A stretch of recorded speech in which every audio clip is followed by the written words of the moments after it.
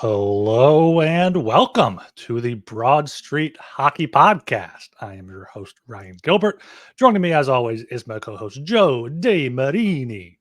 How we doing today, Joe? Doing great. Oof. We got look at us. We get Coming one in episode hot on a out 2 Monday. weeks in a row. Yeah, we're back on schedule for today. Mostly because the Flyers are forcing us to talk about something today. How you doing? I'm doing good. Yeah, I'm feeling energized to podcast here. I wasn't really feeling that last time we recorded, so feeling good. I'm ready to take you down in this little Oh debate we're going shit. to be having in a little bit. But yeah, there's Flyers news today. There's hockey news today, so we had to get on here and record on a Monday. Make sure you are subscribed to the Broad Street Hockey Podcast wherever you get your podcast. Also, make sure you follow, like, and subscribe. BroadStreetHockey.com. We're in the thick of the top 25 under 25 right now. Massimo Rizzo, number 15, went up today. So really getting into those NHL ready players. Should be interesting to see the top dozen or so. Yeah, tomorrow's is kind of the feature of today's episode. We got to get like a soundboard or something so that we can just like play audio clips while we're recording. Because when you said that we're gonna have a takedown today, I'm just thinking of the draft where they bring out the boxing guy to be like, "Let's get ready to rumble," and I'm like, "Oh, we would have been great to just like push a button and have that play." Yeah, we're going to get into it definitely on today's show. And let's just start right now. Some goalie news out of Flyers world today. Just a little bit of an update on the top goaltender prospect in the world that ever existed, Alexei Kolosov, or at least that's the way some Flyers fans are treating him.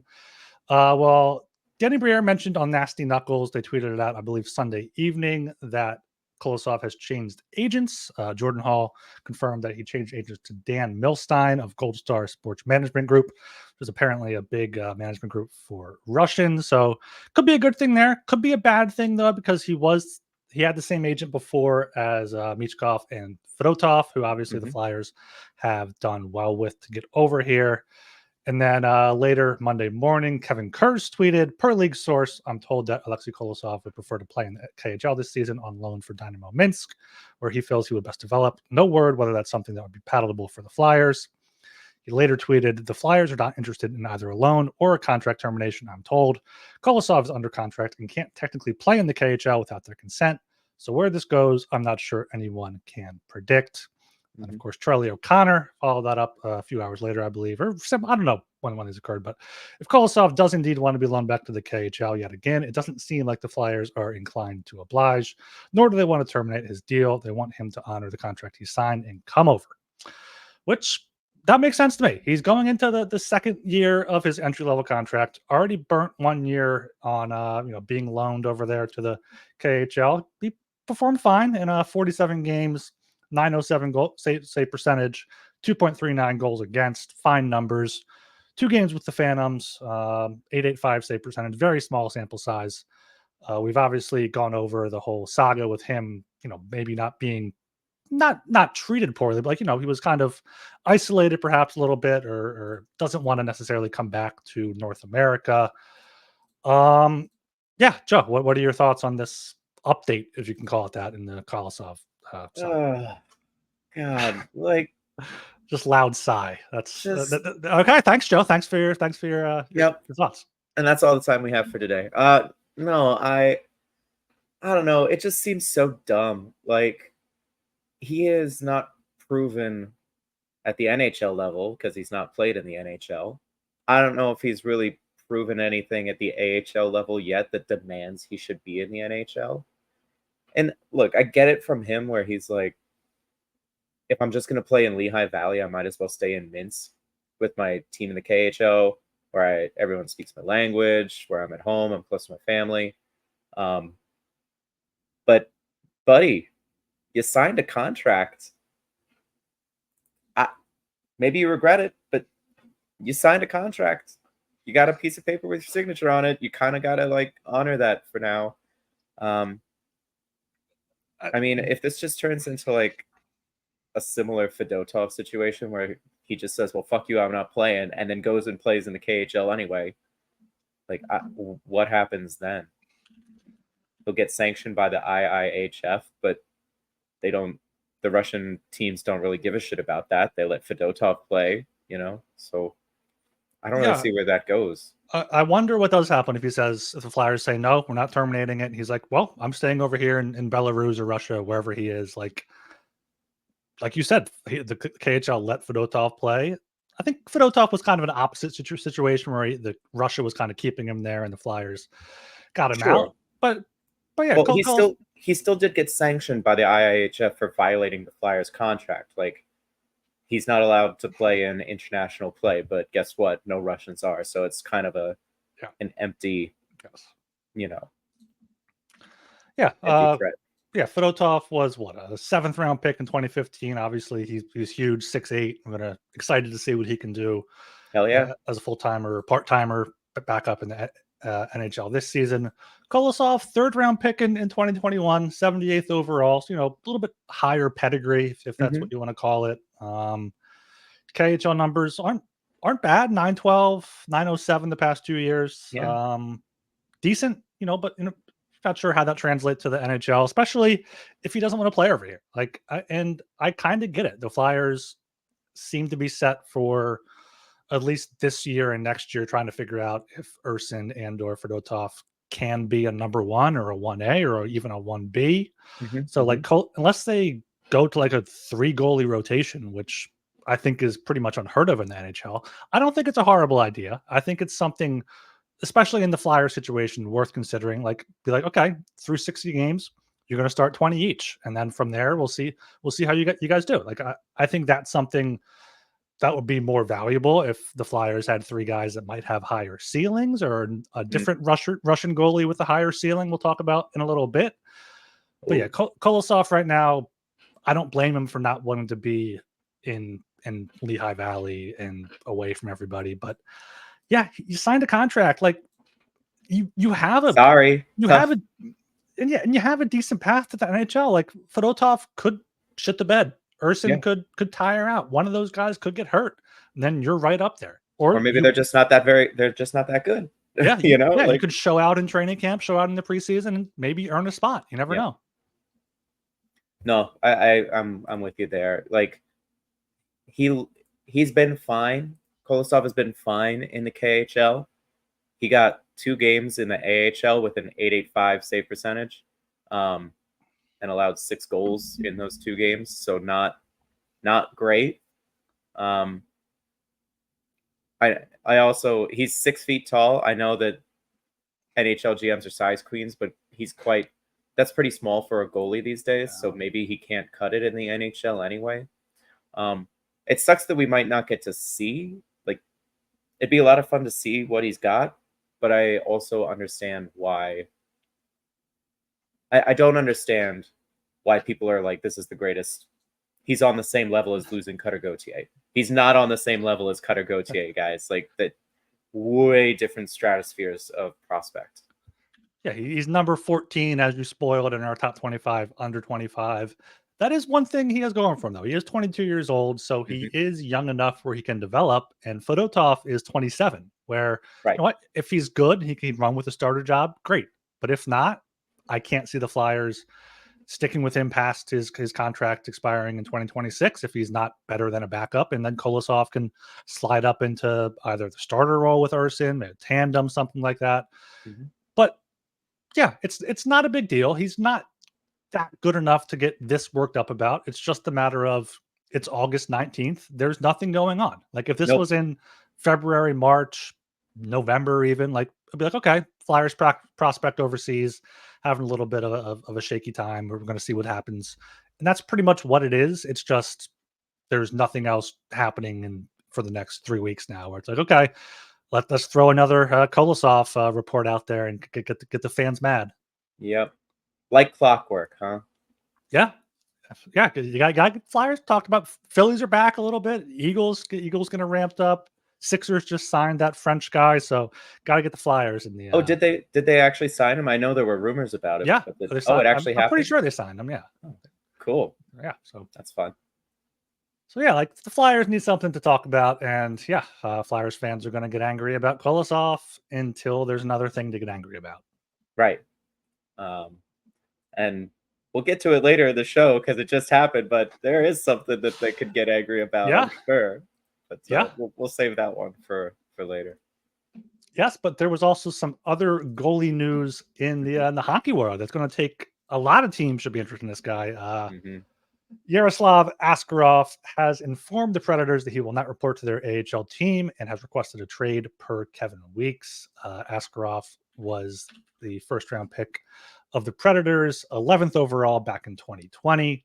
Obviously, they just re-signed UC Saros to an 8-year deal and signed Scott Wedgwood to a 2-year deal to back him up. So as much as the Preds want to say, like, Askarov can show up and compete for a job, he's not getting any NHL time with the Predators. Nope. Of course, when this news came out, half of Flyers fan base be like, oh, Danny, go get him. Other half is saying Flyers don't need to do this right now. I'm on the half of go get him. I know Joe is on the other side of that. So, Joe, what were your first thoughts when you saw this news? Yeah, don't do it. At least not yet. Like, the organization invested a lot of resources to bring Fedotov over. Maybe he stinks. Maybe he's a backup. But guess what? It took a lot to get him over here. Are you really just going to throw that aside? Like, the big reason that Askarov wants out from the Predators is that he's not going to get NHL minutes. He's not going to get that with the Flyers either. They really like Sam Ersson. They did a lot to get Fedotov over here. Plus, it doesn't really align with their MO. Like, they had to trade Cutter Gauthier because they pissed him off when they said he wasn't going to be guaranteed NHL minutes, right? And then earlier this summer, Rucker McGroarty out of Winnipeg wasn't going to get guaranteed NHL time. I'm like, Flyers will never trade for this guy because he's not part of the culture that they're trying to establish. And I just don't think it depends on the cost of acquisition. Like, if it's Ryan Poehling in a third, Hagen a third. Is that the new Hagen a third? Poehling in the third? Poehling a third. Show Poehling some respect. Come on. Yeah. Okay. How about Rasmus Ristolainen in a third? Oh, I love that. Does that work? Risto in a third for much like the Cody Ceci in a third for nothing. Yes, we will. Yeah, we will get. Well, no, they got a player back. Well, yeah, they got a defenseman that might be a third pair guy. But yeah, I don't know. The assets to acquire him, they still need to find out about guys in their system already. We don't know where Kolosov's at or what's going to happen with that. It feels like the wrong time to make that kind of a big move. And Askarov hasn't really shown that he's a no doubt about it starter. You've got the stats written down here. 911 save percentage in 92 AHL games, 937 in 16 KHL games, 924 in 33 MHL, which is the like the Russian AHL, right? Yes, but that was in 2018 when he was 16 and 17 years old. 16 and 17. Still pretty solid. Yeah. And then 914 in 3 NHL games. So. Mm-hmm. Yeah. I think I would be willing to give up the worst of the Flyers' 3 first-round picks for Askarov. I don't know if that's an insane thing to say. I feel like if you were asked for more than that, maybe I would balk a little bit. But and like you said, the timing is not right. But goalies with this high of a ceiling don't come around very often, especially in a situation where the Predators don't really have much leverage. Like, they should have looked to trade him earlier this offseason. Maybe they did. There were reports that I think the Predators approached Montreal for the 5th overall pick. Montreal didn't want to do that, or vice versa. I forget which way, but I think it was Nashville initiating those conversations. So the timing is not there, but he's 22. He was a first round pick, 11th overall. Solid AHL save percentage, 911. NHL, he's been fine.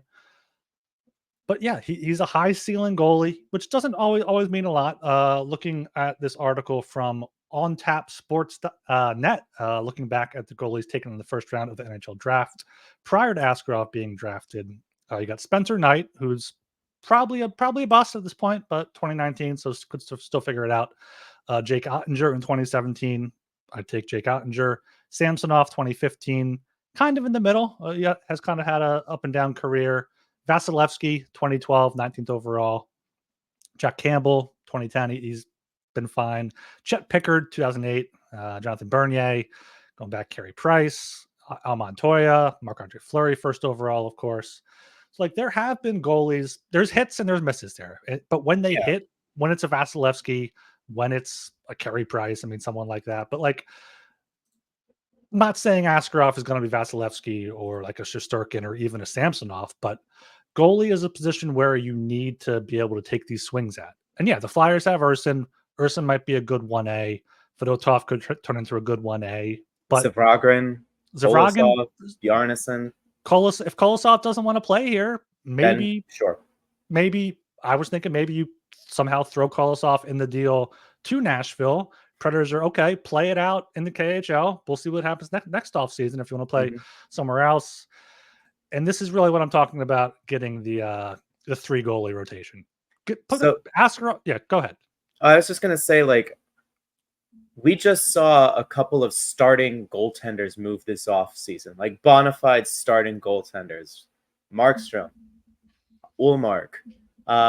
And there was one other one, right? One other goalie got moved, like a big name goalie. Am I crazy? Maybe I am crazy. Either way, they didn't go for much. It was like a first, and that was it. But they have proven track records at the NHL level. Askarov does not have that. Trying to get him for a first-round pick, I don't care how highly touted he is. He has no proven track record in the NHL for them to, like, for that to be the ask.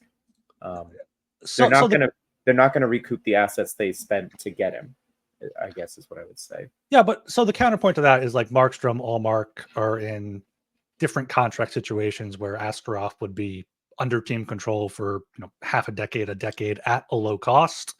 And you know what? He might be NHL ready, he might not. And like be able to have him grow with the team would be good. I also found a post on the Flyers subreddit from last year when they were discussing the potential trade package for Carter Hart from Flountown, looking at goalies that were traded in the past decade or so for first round picks.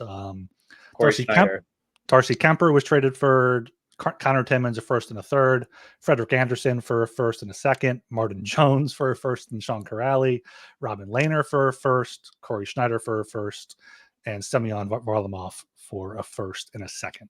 So I could see Askarov getting a first and a second, a first and a third. I think he's in that kind of realm there where his ceiling is high. I don't necessarily worry too much about him wanting playing time and the Predators kind of taking that the wrong way. I mean, yeah, if you're him, you're a top goalie prospect, you were drafted in the first round. The Predators went from Rene, who was great, to Saros now for the next 8+ years. So Askarov has no path to playing time. I mean, they should have just promised him the backup job and not signed Wedgwood. That's probably something that they regret. Or, they always saw this coming. This was a formality. Hopefully they can trade him for, an equal roster player or an equal prospect, which every team on the cusp, or any team in contention that needs a goalie should be doing that. Carolina, the Kings, I've seen Chicago thrown out there, have him grow with their core. Like, if a team doesn't have one of the top 10 goalies in the league, they should be looking at Askarov. I get that, but I feel like the Flyers' weaknesses are still at center more than they are in net. Even if we're looking into the future, I still think that that's their biggest weakness. To win a Stanley Cup, if your goalie gets hot for 3 weeks, boom, you win a Stanley Cup. Vasilevsky's like one of the best goaltenders of modern hockey history. Didn't get them past the first round, second round this year. Didn't get them past. He also won 2 cups. He also won 2 cups. He did win 2 cups. At least one of the finals. That's fine. Shesterkin hasn't gotten the Rangers to a final. He's done everything he could, though. It's true. And then let's see, Kemper got the Avs their cup, but he was just kind of mid to get there. But the Avs were so stacked up front. The Blues, we all know the story. Binnington got hot, but he ain't that good. I would rather Holtby before that. He was insane. Pittsburgh back-to-back with Murray. I'm not sure if Jari was starting one. I think Jari was the backup. Yeah, Matt Murray. yeah, it either takes to get good goaltending and win a cup in the NHL this in today's day and age takes having a stud goalie like a Bob, like a Vasilevsky, someone like that, or you go the Avalanche route where you just have a fucking beast team and you cover up your goalie's holes, or you have the Golden Knights 2 years ago. They had Aiden Hill. They played 3 or 4 different goalies throughout that season, but they had 4 plus top pair of defensemen pretty much. Like, Yeah. we talk about it all the time. The defenseman depth there was a huge thing for them. So I'm just not sure I want to leverage the Flyers draft assets for a goalie. However, I still am open to the idea of acquiring Askarov. I just don't think they should do it this week. This seems more like a trade deadline thing for me. Like, see what you've got in Eriksson, see what you've got in Fedotov, and if both of them just aren't that good and Askarov's still there, like, then maybe you try and make that move. But waking up tomorrow and being like, okay, we're going to go trade for that goalie doesn't make sense.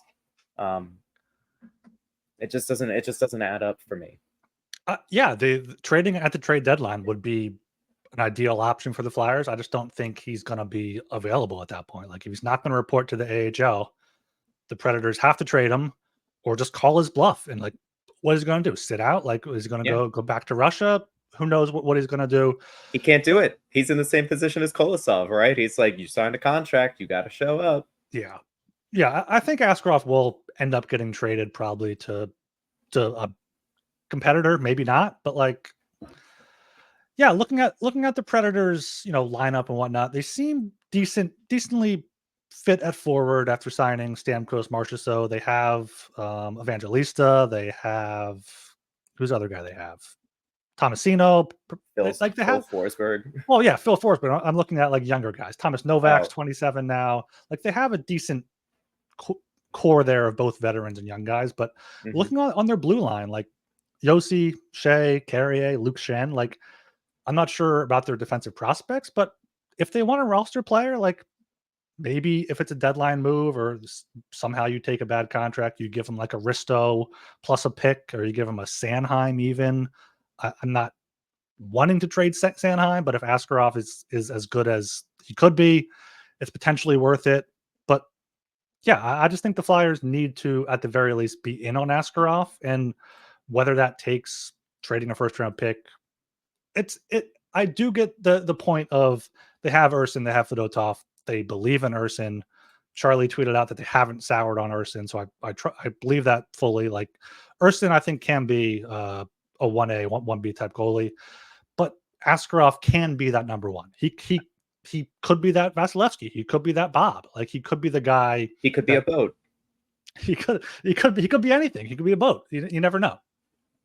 I guess. I mean, Thomas just put this in our Slack chat that Eriksson is only 20 months older than Askarov.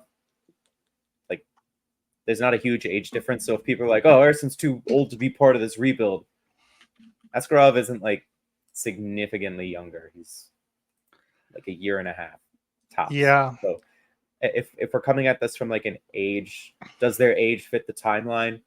Technically, like, maybe Askarov is a little bit better, but he's not a better fit in such a significant way that we should be like laser focused on acquiring him.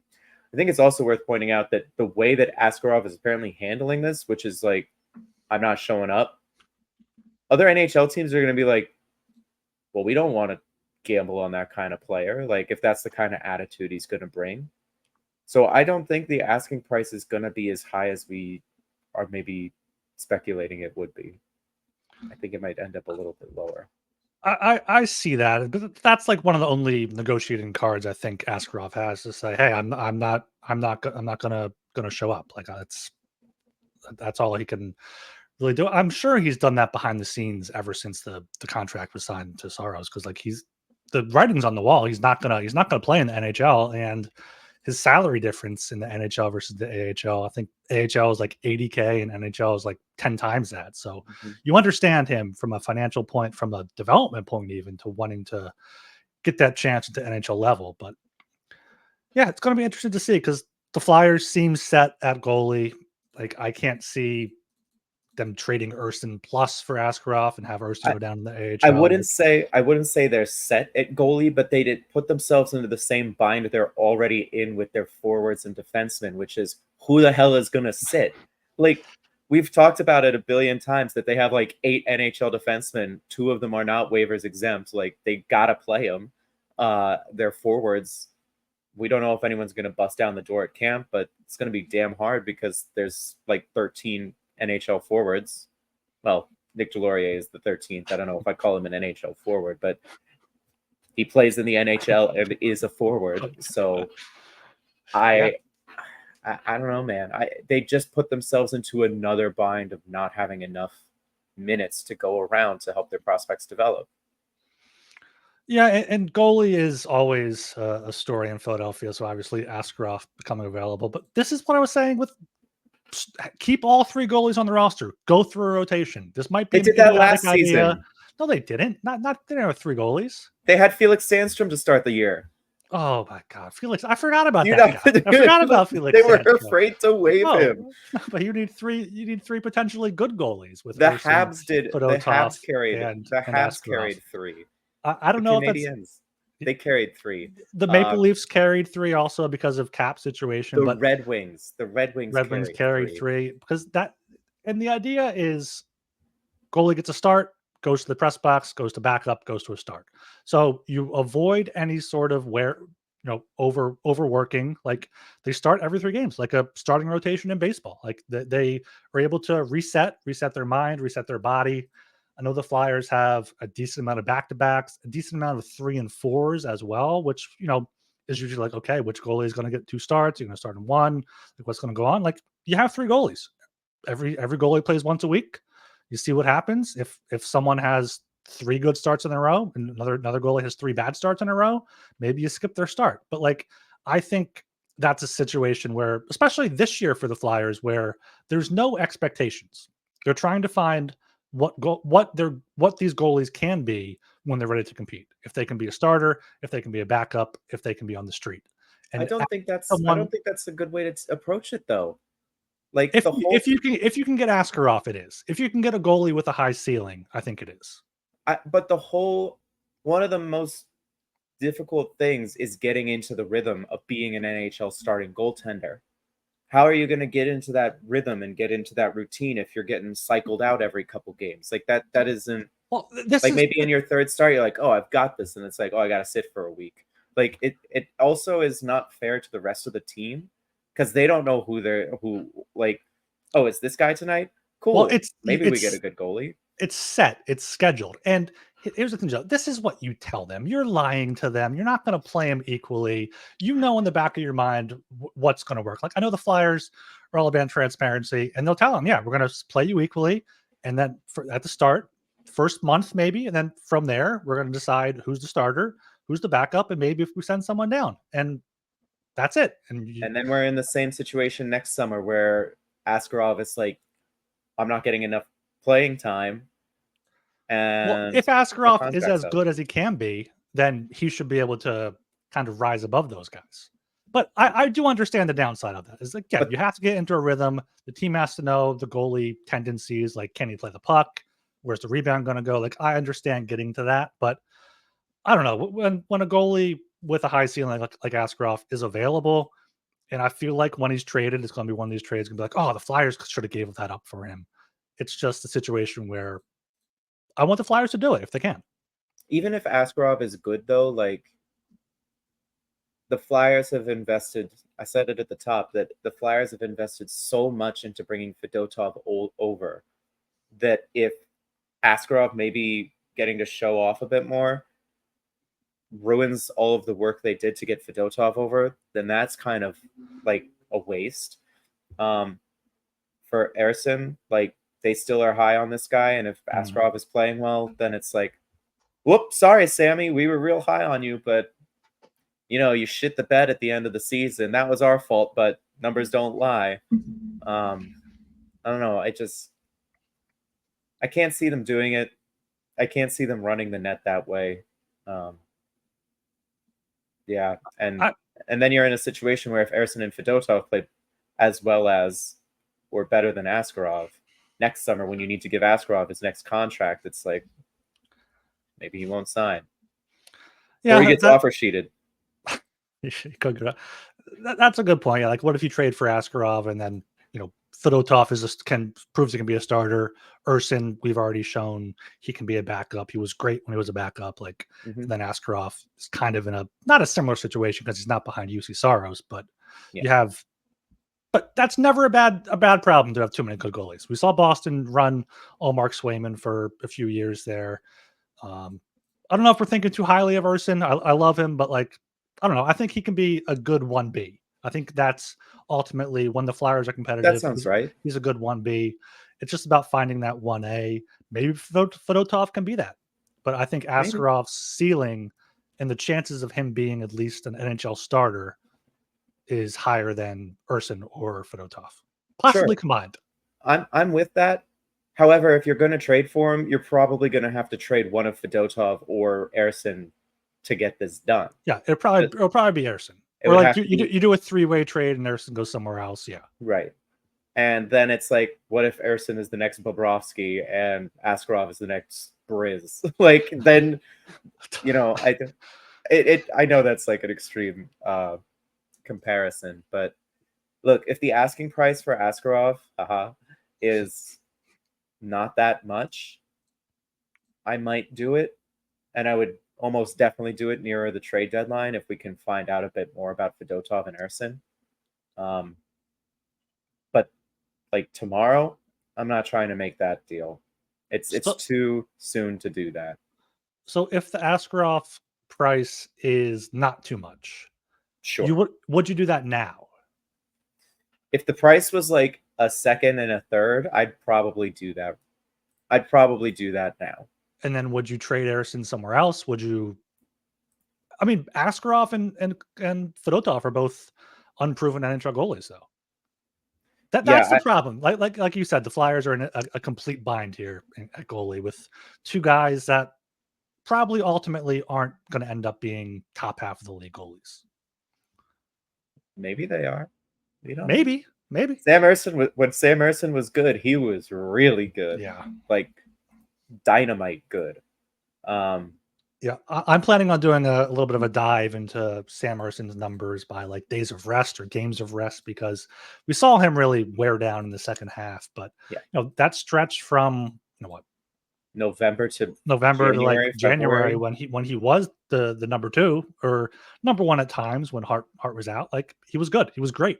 He was number 2 in the league. Like he was one the of the only goalies in the league. The only goalie doing better than him through that stretch was Connor Hellebuck. Like that can't just be a fluke. Like there's got to be something to it. Yeah, it's just shitty timing for the Flyers. Maybe Askarov sucks it up and plays one more year with Nashville and the AHL, and the Flyers can work something out at the trade deadline or next offseason. But it's just shitty timing for the Flyers right now. Hey, can't always go our way. Yep. Well, I just hope it goes our way sometimes. Just once in a while, we'll take it to go our way. Hey, getting Matvei Mishkov at 7 and then getting him over 2 years early. I feel like we are getting some stuff to go our way, but because we don't get to see the things that are going our way because the season hasn't started, we kind of forget that things are okay. Yeah, maybe hopefully we won't be regretting the Flyers not trading for Askarov, as we might regret the Flyers not trading for Patrick Laine, who is now a Montreal Canadian as of Monday afternoon. The Canadians have traded defenseman Jordan Harris to the Blue Jackets for Patrick Laine and a second-round pick. I don't know much about this Jordan Harris character. No retention. Third-round pick in 2018 by the Canadians. He's played in 121 games over the past 2 years. Seems like a guy, if that, on the blue line. No retention is probably the big thing there. But yeah, I don't care if I'm in the idiotic, loud minority. The Flyers should have done this trade. Oh God, no! They don't have the cap space to do it. I guess not.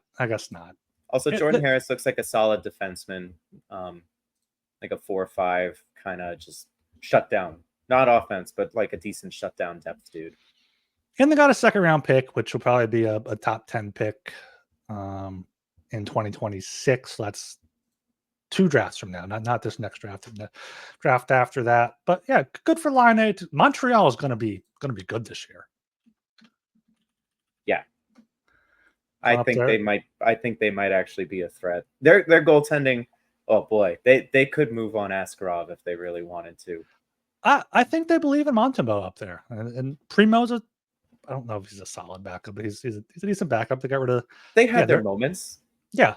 But yeah, Canadians now top 6 forwards: Slavkovsky, Suzuki, Caulfield, Line, Newhook, Doc, and they got Gallagher, Dvorak, Anderson, third line.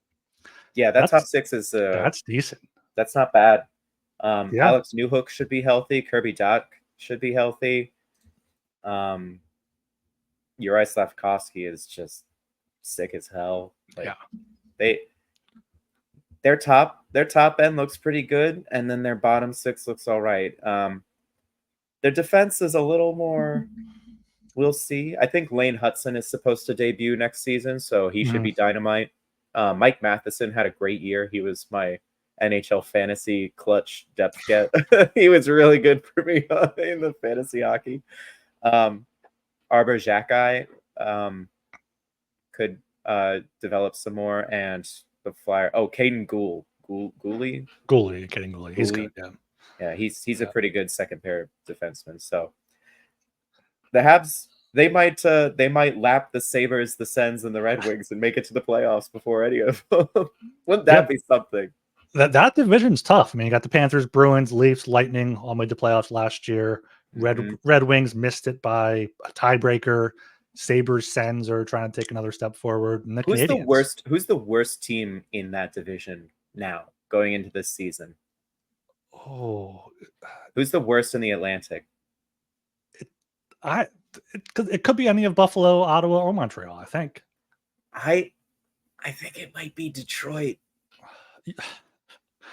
You love to hate Detroit. Is there a Wisconsin Michigan rivalry we don't know about? No. I actually love the Detroit broadcasts. Like, they're one of the best TV broadcasts. Their play-by-play and color guy are fucking awesome.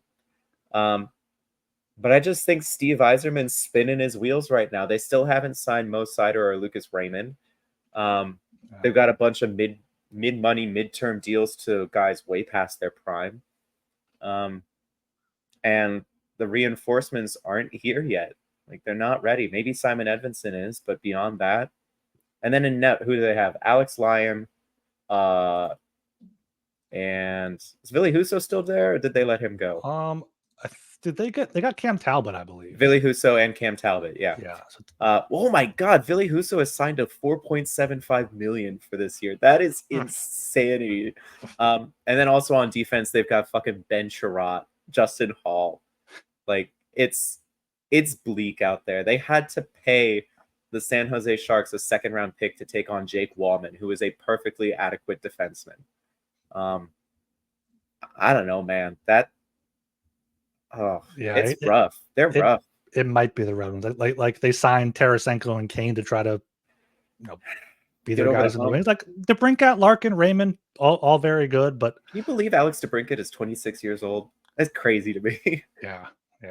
I mean, that's still a tough division. That's probably the toughest in the league. I mean, going to other divisions, Metro at least has Columbus, Central has Chicago, and Pacific has San Jose and Anaheim, even though I kind of like Anaheim this year. But so the East is going to be even tougher. Yeah, I mean, I will say the Red Wings have some really exciting prospects, but I don't know how many of them are like ready for the NHL. Maybe William Wallander, but I'm not sure. But there's no way Axel Sandin-Pellikka, Michael Brandsegg-Nygaard, Nate Danielson, Marco Kasper. I don't think these guys are ready for the NHL. They will be in a couple of years, and that would be great. But next year, I don't know, man. They look rough. Who do you think the worst is? You just went through the Pacific? I went through all 4. I mean, the other 3 other 3 have a pretty obvious basement team. Yeah, it's true. San Jose and the Pacific's the worst. The Central, it's got to be Chicago still, right? Easily Chicago, yeah. the Metro. It's us or the Blue Jackets. It's not us, Joe. It's Columbus. It's not us. I think that depends on who's on their roster this season. Let me take a quick look. Johnny Gaudreau, Marchenko. Marchenko should be good. Chinakhov, Kent Johnson, Adam Fantilli, Voronikov, Cole Sillinger. Oh, they haven't signed Cole Sillinger yet. Interesting. Zach Werenski is really good, even though he is hurt a lot. David Jiricek. Hopefully they don't yo-yo him around. Jack Johnson. Wow. Love his song "Sitting, Waiting, Wishing." But yeah, no, it is Columbus. Who am I kidding? It's Columbus. They're the worst team in the Metro. Yeah, and Detroit could be, especially after giving up a second-round pick to get rid of Wallman. But I mean, that was more than the Oilers had to give up, a third-round pick to get rid of Cody Ceci, who, I mean, their backs were up against the wall. I'm not sure how really bad. San Jose only got a third-round pick for them. I know their GM was apparently a scout for the Blackhawks in the 2010, so maybe some loyalty to Stan Bowman or some sort of favors there. Wasn't Briere a Oiler at some point in his career? I think so. That sounds familiar enough. I can picture him in an Oilers. Yeah, Edmonton, Washington, Buffalo, and San Jose. There you go. Had to do a solid for his old team. Yeah, so we're recording this on Monday. I mean, by the time you guys listen to this, the offer sheets might already be signed or not signed, but it looks like the Oilers are positioning themselves to match at least one of those offer sheets. Which one do you think they're going to match? I mean, they should match Holloway, but they also traded for Podslikin from Podkolzin from Vancouver. I also saw some speculation that they could just let Holloway go and then, put Savoy up there in his spot. And they got him from Buffalo earlier this offseason. Like, oh yeah, what was that for? Oh, McLeod, for right? McLeod, yeah. McLeod. Forgot about that. No, the way it's pointing is that they're going to match Broberg. To me, I think they're going to match Broberg because they cleared the requisite cap space, and they're also, the roster spot too. Yeah, Podkolzin could basically fill the Holloway role. I think that's a little interesting because that could mean a lot for the Draisaitl extension that will have to come down in the next year. Yes, it will. Future Flyer Leon Draisaitl. Future Flyer Leon Draisaitl. Hey, you got to keep those first round picks instead of trading them for Askarov. You got to send them to Edmonton. I just saw a fly back here. Missed him. Anyway, I could see him matching both. I could see him matching both and just trying to keep that out of spite together. Out of spite. Yeah. Fuck you. You're not taking my players in an offer sheet. We're going to have an Edmonton St. Louis rivalry brewing here. Are they both in the Central? No, Edmonton. No, they're not. Yeah, Edmonton's the Pacific, right? Pacific. Yeah. Okay. I think they are. Yeah, I just checked. I was like, yeah. I don't know Canadian geography well enough for that. Yeah, so we can discuss that more on our next show when those are officially matched or not matched or whatever it is. Yeah. Speaking of offer sheets, we got a comment on our last blog about offer sheets. Flyers fan Dan agreed with your idea of offer shooting Matt Briere. Said the Flyers need to go after this guy. He's a center, something we need, and give that position strength. Fits the rebuild in his early 20s. Had a sophomore slump because he had to play defense most of the time. With a team like the Flyers, he would excel. I'd love it. I'd love to get either Beniers or Shane Wright out of Seattle. I would lean Beniers, I think.